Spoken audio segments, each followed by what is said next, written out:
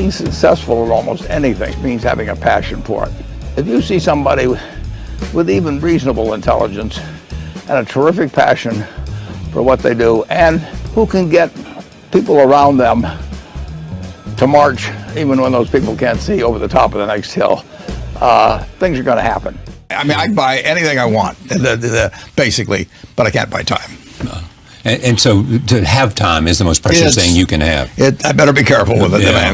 There's no way I will be able to buy more time. And living in Omaha makes that easier. That makes it a lot easier. I for 50, whatever it is, well, then for 54 years, I've spent 5 minutes going each way. Now, just imagine that was a half an hour each way. You know, I know the words to a lot more songs, and that's about it. It adds up, doesn't it? Yeah, it really adds up. Add up. No, if you're talking an hour a day difference coming and going, and you know, that's 2.5% of the person's work week. That means 40 years. You're talking about a year. What brings you the most satisfaction beyond family? Well, my greatest satisfaction is just staying in good health. I mean, when you're 86, I mean, you look at this a little liberally. So you're in good health? Oh yeah. I mean, I enjoy every day. I enjoy. But what is it that you enjoy? Well, I enjoy running Berkshire. Yeah. I mean, if you get right down into my psyche, I mean, that's what I want to be. Yeah, no, it's been my painting for 50 some years. I get to paint what I want. I don't have to do, follow what Wall Street is telling me to do next quarter or something like that. So I own the brush, I own the canvas, and the canvas is unlimited. Now that's a pretty nice game, and I get to do it every day with people I like. I don't have to associate with anyone that causes my stomach to churn. If I were in politics, I'd have to smile at a lot of people that I want to hit. You just don't talk to them. It's really, I've got a good deal. I'm hanging on to it.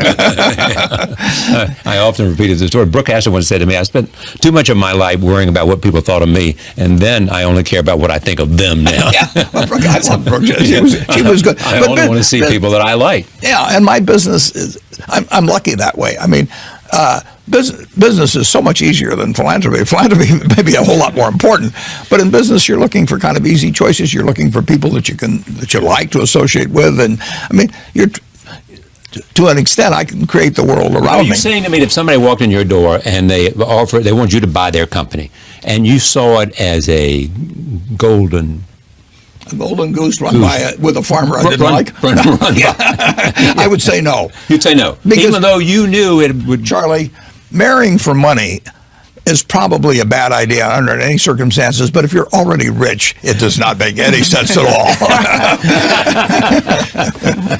You believe in America. Absolutely. You have said to me more than once, I would give up a year of my life just to know what the next 50 is going to be like. Yeah, even the next 4 now. I mean, why'd you pick 4? I don't know, just number that came to me.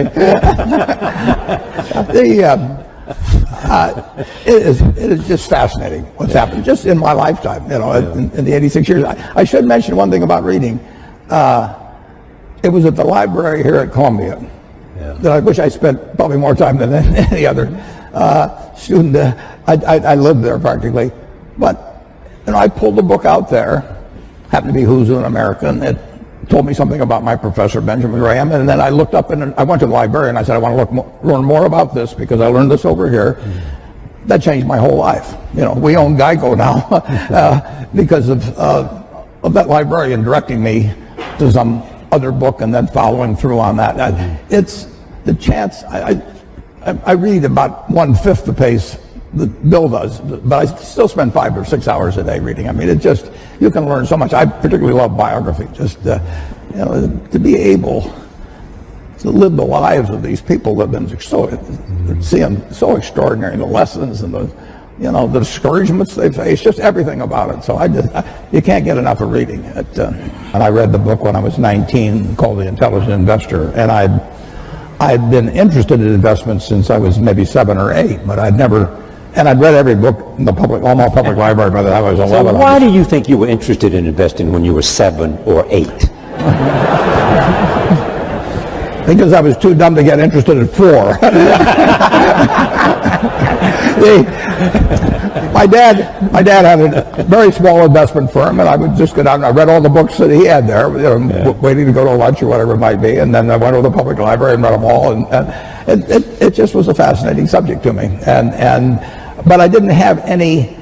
I knew what everybody thought and all of that at an early age, but what Graham wrote made sense. To investing per se, is there something about your core competence that made investing the perfect place for you to be? Yeah, it certainly wasn't to be a pro football player. I looked. It was a question of zeroing out all the other incompetencies, and I was left with one thing, Just the allocation of capital. I was actually wired in a way that was. This would be something I would be good at. So wired in what way? I can't tell you precisely, but I've got the right temperament for it, which is much more important than IQ. If you've got more than 120 points of IQ, sell the rest to somebody else. You don't need it in investments, but you do need the right temperament. You do. You do have to be able to think for yourself. And getting back to, the earlier question, the first question I ask myself when I look at a business is it important and easy what I can determine about this business? Yeah. And a lot of them don't make it. Now, Bill is looking for hard questions that plague society, and where intellect and money may make a difference. They may not for a while, but he's taking on the tough things. My job is to find easy things. I'm looking for 1 foot bars to step over, rather than 8 foot bars to jump over, But that's not irrational if you're looking at the investment universe. But reading is key. On the biography, on the book thing, you can learn so much. My partner Charlie Munger just loves Ben Franklin.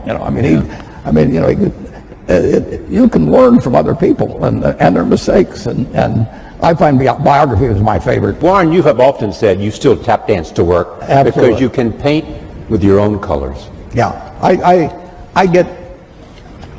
I'm as excited about tomorrow in terms of what's going to happen as I was when I started. I was having a lot of fun when I started, but I'm having just as much fun now. And when I was here at Columbia, I had this terrible fear.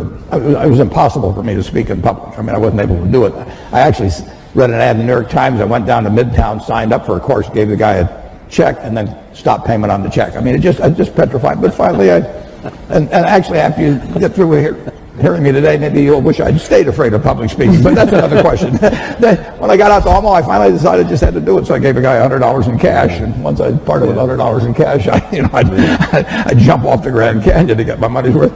So, but it changed my life. But I would say this: don't fear failure. Almost everything that's turned out, I got turned down by Harvard. The best thing that ever happened, among other some good things that happened that didn't seem good at the time. Don't worry about.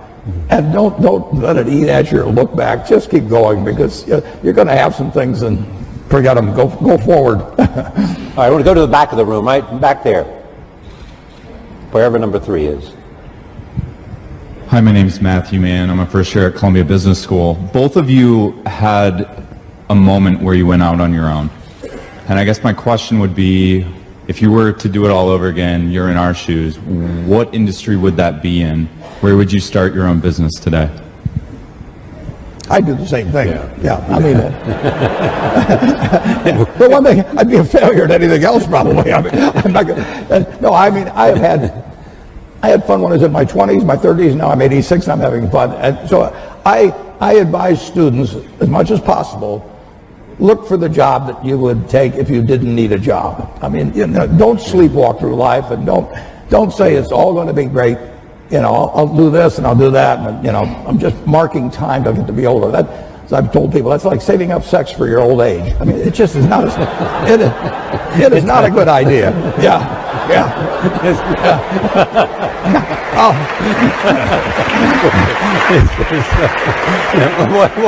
What are you urging them to do? I'll explain it. Just what I'm talking about. Now, you really want to be doing what you love doing, and you can't necessarily find it on your first job. Right. But don't give up before you find it. The difference between now and 60 or 70 years ago in the ability of really bright people, really innovative, really energetic people to get finance to do things is just dramatically better than it was at that time. So now, if you've got good ideas, and there's good ideas right in this crowd, and you've got energy, it's far easier to get finance to move forward those ideas than you could 50 or 60 years ago. Is that because of the internet or crowdsourcing, or what is it? It's just lots more capital Lots more around, capital. and people more optimistic about. People are very optimistic about business. But better ways to connect the two, Yeah, the absolutely. capital and those Absolutely, and the ideas. it's dramatic. Many industrial-based communities have been severely affected with higher levels of unemployment due to the increasing utilization of automation, which ends up displacing workers. What do you believe is a possible solution to unemployment arising from automation? How technology and the impact technology is having on jobs and the demand for new kinds of skills. Yeah, we were here in 1800 and conducting this, and somebody would point out that eventually tractors would come along and better fertilizer and everything, and that 80% of the people are now employed on the farm, and in a couple of hundred years it's going to be 2 or 3%. And what are we going to do with all these people? Well, the answer is we release them. Keynes wrote something about it in something called Essays on Persuasion. He wrote in 1930 about what a more prosperous society would become like. And he actually postulated that in 100 years, and we're now 87 years from that, that there would be 4 to 8 times as much output per capita. And he's remarkable, but he didn't quite get out, might get distributed. But the idea of more output per capita, which is what the progress is made on productivity, that should be harmful to society is crazy. I mean, the distribution may be a problem, but if one person could push a button and turn out everything we turn out now, is that good for the world or bad for the world? You'd have to figure out how to distribute it, but you'd free up all kinds of possibilities for everything else. So everything should be devoted initially to getting greater productivity, but people who fall by the wayside through no fault of their own, as the goose lays more golden eggs, should still get a chance to participate in that prosperity, and that's where government comes in. Whether you're going to make an investment in a company or whether you're going to buy the company, what are the factors that you're looking for? What test? I'm looking for durable competitive advantage. I'm looking for something that has a moat around it for a considerable period of time. And I'm looking for an honest and able management to run it, because I don't know how to run it myself. And I'm looking for a purchase price that's not excessive. But it's better to pay a little too much for something that's a very good business than it is to buy some bargain, but really a company without much of a future. And I don't know. I don't have a ability to predict with a high probability of success the future of most companies. So I'm looking for the exception. But the nice thing is, if there's thousands of companies out there, I really only have to be right on a couple. I mean, it's exactly the opposite of baseball, where you have called strikes, and the pitcher's trying to throw it to you at the worst part of the strike zone for you. And if he succeeds in getting into that corner 3 times and you don't swing, you're out. And in investing, it's a no called strike thing. So I can sit there all day and somebody can throw me one company after another, and finally I get one in my sweet spot. Both of you have chosen both wives and partners well. Charlie Munger added what to you? Oh, Charlie Munger changed my views. He refined them in a huge way in terms of looking for the quality companies and looking for the ability to make an investment that would work out well for 5 or 10 or 20 years, as opposed to something there might be one. I call it cigar butt investing, where there was one puff left in the cigar, but the cigar was free, so you picked up these disgusting looking things and got one puff out of them and went on to another one. And that worked okay, but it was small scale, and it really doesn't build something satisfying. So he kept forcing me in the direction of saying, is this really a business we want to own for forever? And do we want to get associated? It's like a marriage. I mean, do you want to get associated with this person forever? And it's a great way to look at things. It's more fun with a partner. I mean, Charlie and I have had more fun working together than either one of us would have had individually, and we have never had an argument after working together for 58 years. You talk every day? Not anymore, because we know what the other guy's going to say. We just grunt.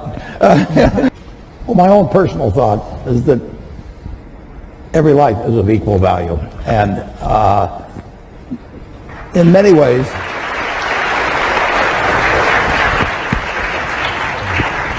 in many ways, if you have a limited number of dollars, you actually can do more for more people outside the United States. We do have greater resources here for our 320 million people than exists around the world for 7+ billion people.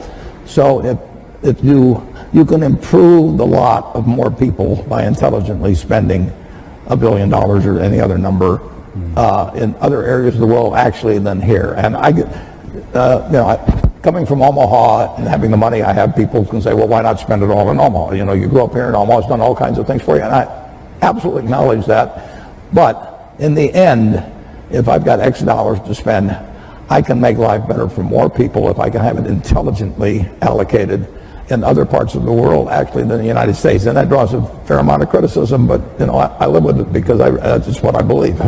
All lives have equal value is really the driving force Absolutely. behind I mean, the foundation. I'm an accident. I won the ovarian lottery when I was born in the United States in 1930. It was 40-1 against me. I was male. That now it's 80-1 against being a male in the United States in 1930. I was just plain lucky. My life had been far different. Bill always said if I'd been born a long time ago, I'd have been some animal's lunch because I can't run fast and I can't climb trees and everything else. And I'd be saying, I allocate capital, you know. It wouldn't work. And, you know, I was lucky. But 79 out of the 80 weren't as lucky as I was at that time. If you go back 100 or 150 years, people got wealthy by making some money from the first oil refinery or steel mill and building another one, and Henry Ford would build a plant to build cars, and then it would be from retained earnings, which eventually turned into cash. Now you can get rich very young just by having an idea, and you can get that idea monetized and capitalized in a way that you cannot believe. So we are particularly interested in getting younger people interested in philanthropy because there are huge fortunes by people that are now in their 20s and 30s, and just think about the potential for that group. And so this thing has worked out way, way better, including getting younger people to join us. Are there any major life lessons that you two have learned through your personal experiences? Well, it's a very important question, and the more you will move in the direction of the people that you associate with. So it's important to associate with people that are better than yourself, and actually the most important decision many of you make, not all of you, will be the spouse you choose. Right. And you want to associate with people who are the kind of person you'd like to be. You'll move in that direction, and the most important person by far in that respect is your spouse. I can't overemphasize how important that is, and you're right. The friends you have, they will form you as you go through life, and make some good friends, keep them for the rest of your life, but have them be people that you admire as well as like.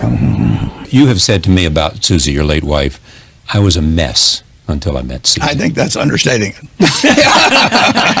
Yeah, no, she changed my life. I mean, there's no question about that. How did she change your life? Well, I was a very lopsided, not well-adjusted person who happened to be very good at one thing, and she put me together. I mean, and it wasn't overnight either. I mean, but she just had that little sprinkling can, you know, and finally she saw a few sprouts come up. Was it a coming together of opposites, or? No, I wouldn't say that. We had very similar values. We were in sync, big in a very big way, but she was way more mature than I was. She was 19 when we got married. I was 21, but I was about 12 emotionally, and she put me together. And like I say, it took time, but it changed my life. I mean, I would not have had anything like the life I have had. And what did Charlie Munger add? Well, Charlie Munger is my partner of 57 or 58 years, and he's extremely wise. He's a wonderful friend. We've been partners that time, and he's strong-minded. I'm strong-minded. We disagree. Sometimes we have never had an argument in that whole time, and we never will. And never had an argument? Never had an argument. I will. That's absolutely true. You must disagree on it. Absolutely, we disagree. But so if you disagree, how do you decide to? Well, what he says at the end is, when we disagree, he says, well, Warren, you'll end up agreeing with me because you're smart and I'm right. You know, I mean, where do I attack that particular problem? But and often he is.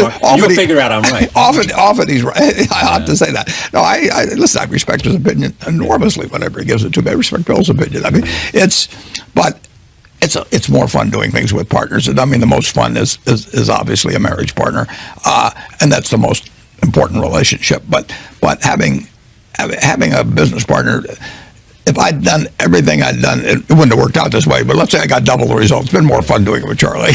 Are you interested in technology?